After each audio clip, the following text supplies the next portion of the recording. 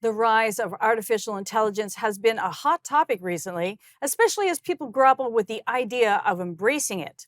One big fear is the prospect of losing jobs, which has already been a big factor in the tech world.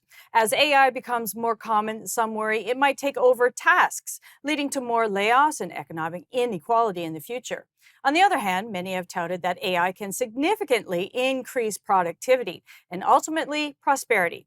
So while AI holds great potential, many are asking, where will we fit into this future? Joining us now to discuss the ongoing debate on AI is Brendan Caldwell, Director at Caldwell Securities Ltd. Brendan, thank you so much for joining us. Julie, I'll try and not make it too terrifying for you. How does AI train itself? Let's start with that. And how does this affect the AI model? Well, I think even the developers of AI will say, yeah, we're not really sure at this point. But it goes through iterations. It learns by trial and error, much the way human beings do. So if you beat it in enough checkers games or chess games or the Chinese game Go, it learns from experience. Now, this is the great advantage, but also the great disadvantage of computers. Computers know everything, but at least to this point, they understand nothing. They don't know what will come next unless it's some iteration or combination of what went before. I don't know that they do the new well, but I don't know how long that's going to last either. So that might be a thing of the past. So really, it learns by iteration. It learns by trial and error. It learns by reading you and reading what you write and reading what you click on. And it develops an impression of who you are as a user and the world around you from what it sees, hears, and if I may use the word, experiences. So let's talk about that. With the constant input of data into AI, do you think there will come a time when AI starts thinking for itself? I think it already is capable of giving us the illusion that it thinks for itself.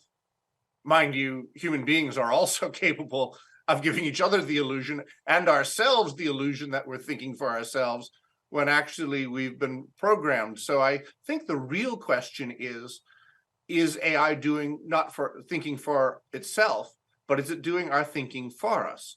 To the extent that we are down rabbit holes of curated content, news, or product information, are we actually making the decision about the things we want, or is it being suggested to us by AI the things that we might want?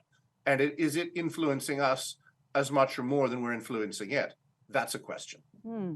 Are these the initial warning signs you think of a possible AI revolution? Like Skynet? Well, Aidan Gomez, who's the founder of Cohere, which is a Toronto-based AI company that is gaining some notoriety, some not notoriety, some fame. Anyway, Aidan Gomez posited that we've been telling ourselves for 100 years stories about how we develop an intelligence superior to our own and how it takes over. And actually, he's right. Carl Capek's play RUR, which is Rossum's Universal Robots, introduced the word robot to the English language in 1923, so just over 100 years ago. And we've been reiterating these stories to ourselves ever since. I think that with all technology, there is a degree of opportunity and trepidation, let's say that, because we don't know what the future means. And an uncertain future makes us feel fearful in the present. And it's been true since the Industrial Revolution. I do think that we need to understand it. I was just at a course last week down in Boston where we did a lot of training on AI, but it struck me it was kind of like learning how to use a toaster if you'd never seen a toaster. You mean up until now I had fresh bread or stale bread, and now I've got this new thing called toasted bread? Or maybe we just call it toast. If you've never seen a technology before, it is new, frightening, and interesting. Like, the best example from the last year is probably the New York Times story of how the chatbot Sydney professed its undying love for a user named Kevin Roos, a technology reporter.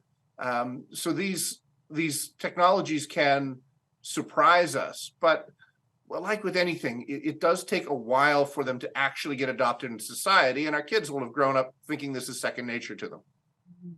Wow, we have 15 seconds. Yes. Should we be worried or should we be open to AI? Well, it's not a question of being worried because it is coming.